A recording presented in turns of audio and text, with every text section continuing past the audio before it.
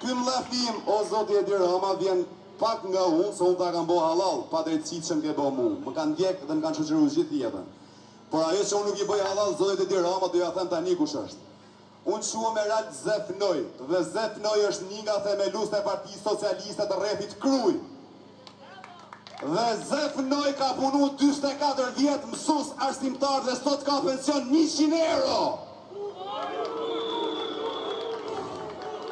Dhe Zefnoj qanë kur flet me mu dhe thot më falni se kemi gabu. Më thot kemi gabu sepse na kanë hyrë parti kriminal, që zoti Edi Rama e di shumë mirë.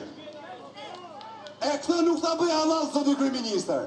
Sisht nuk bëj halal 36 vjet në anëstime që ka punu dhe është garavit me na majt me buk. Ndërkohë që ti ke vu kriminal mas kriminalin pa shtit, më kresh Shqipërinë. Pra, zoti kryeministër, udhëlleti im, zemrimi im është si i kretë qytetarëve të kësaj proteste. Lutja ime është mos dërzona deri në fund, sepse çdo gjë e ka i fund. Qofse ne do paksohemi, qofse s'do të grumbullohemi, ky do fitoj betejën. Por ky s'mund ta fitoj kurrë betejën me njerëz të pastër si ne, gjithë bashkë. Lut zoti e Zot na ndihmo ta fitojmë këtë betejë, sa është betejë e ekzistencës. Jam duke u zhduar shqiptar. Motra dhe vëllezër, bëuni bashkë, mlidhni njerëz ku janë e kus janë, se me pa mu kemi me rrezu këtë kriminal.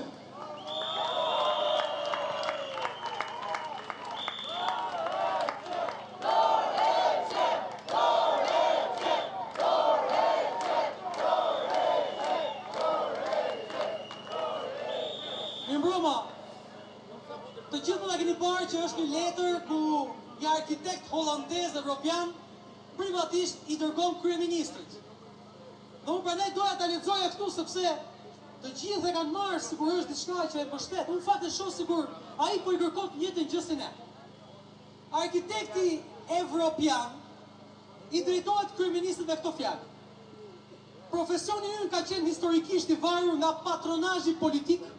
Dhe kohët e fundit më janë në përmendur disa ide të zymta. Çfarë do të ndodhë nëse socialistët nuk i fitojnë zgjedhjet? Tmerrohet holandezi se mos nuk i fitojnë zgjedhjet dhe nuk i japin ato para që i kanë dhënë gjithmonë. A do të mundet të marrë fund papritur kjo mek e arkitekturës bashkohore? A do të thahet befas ky burim pune që duket i pashtershëm? A do t'i duhet kësaj ushtri arkitektësh të ulë armët po ai shpejt sa mobilizua? Nuk e them thjesht për ta thënë, po për ne arkitektët do t'ishte më mirë, kjo është shumë e rëndësishme, sikur zgjedhjet e ardhshme në Shqipëri thjesht të anulloheshin. Pra, kush mund ta thosë më mirë se sa një evropian dhe arkitekt, Madje do të shkoja edhe një hap më tej, thot holandezi.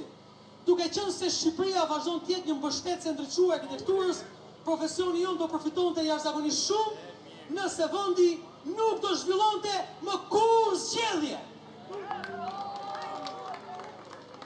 Dhe nëse ju, pas mandatit tuaj të 5 radhës si kryeministër, thjesht do vazhdonit si president i përjetshëm, ndoshta do ishit edhe mbret.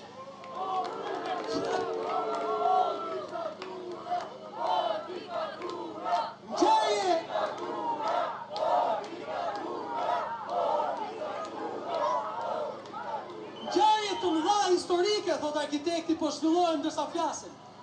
Autokracia po fiton me shpejtësi të rënd, si forma përcaktuese e qeverisjes së shekullit 21. Shpresat për një alternativë funksionale po shuhen çdo ditë. Duket sikur po përjetojmë fundin e idesë së fundit të historisë. Në këtë kontekst, thot, shumë e rëndësishme, në këtë kontekst, lutja ime është sa e thjesht, hajde e drejt për drejt.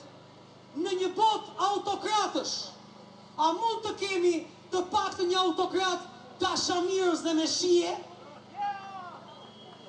E di se ajo që unë po ju kërkoj është sakrificë dhe jo e vogël. Është një sakrificë me rëndësi të jashtëzakonshme. Shpresoj që ju ta merrni në konsiderat, po thot.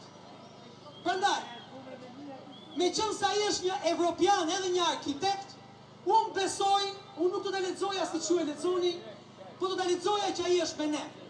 Sepse që të bëhesh mbret, në radhë të parë, duhet japësh dorëheqjen si kryeministër.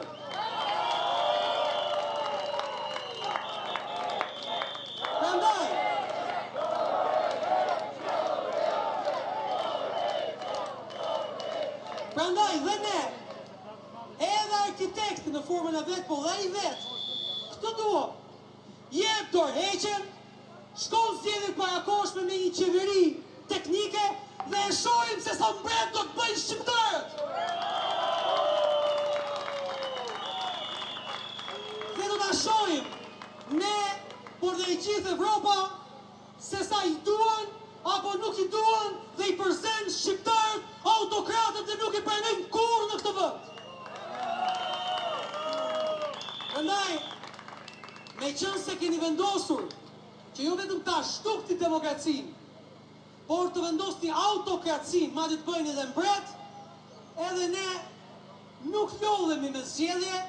Prandaj, përpara kryeministrisë tek shkallët, kemi shtruar një tapet të argjend, një tapet të florint, siç mbretërit e meritojnë, ne po kthehemi në sklever, ti vazhdo mbretëro, vetëm një gjë, që ta bësh këtë në radhë të parë, jep dorëheqjen, qeveri tranzitore, zgjedhjet të ndershme, ndryshimet e ligjeve, ndryshimet e kodit zgjedhor, dhe pastaj e shohim se sa mbret do të bëjnë shqiptarët dhe diaspora. Dhe për sa i përket arkitektit dhe gjithë shpurës që vinë këtu për të grabitur shqiptarët, po ju them një gjë. Edhe ju, të cilët jeni anti-shqiptar, si individ flasim, atëherë ju them, përshëndetje edhe ju bashkë me qeverinë nga gjithë shqiptarët. Këtë vend do ta mbretërojnë shqiptarët, do ta gëzojnë shqiptarët, brez pas brezi, vajz pas vajze, djalë pas djalë. Faleminderit. Dorëheqje! Dorëheqje! Dorëheqje! Dhe dhënie llogarie mos harroni. Edhe po tiki, do japi llogari një për çfarë ka bërë. Okej? 27 ditë dinjitet, 27 ditë shpresë, 27 ditë dashuri për Shqipërinë.